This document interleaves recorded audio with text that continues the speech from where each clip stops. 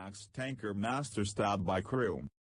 Aframax crude oil tanker STI GUARD interrupted her voyage from Ust-Luga Russia to Singapore on February 4, sailing in Indian Ocean, after one of the crew of Indian nationality was twice stabbed in chest-abdomen in a fight with another crew.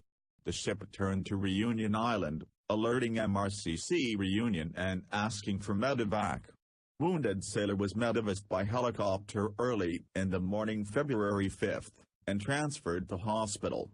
Tanker reportedly will have to call Reunion for investigation. No details given on the attacker, except that he was isolated. Understood he's to be handed over to Reunion police. Local media described wounded sailor as commander. Is he ship's master, or officer?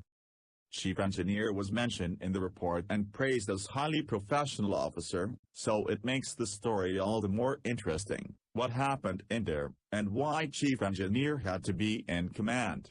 Chief officer attacked master, so chief engineer was the next in line to take command. Crude oil tanker STI GUARD, IMO 9,717,101, DWT 109,999, built 2016, Flag Marshall Islands, manager Scorpio Commercial Management.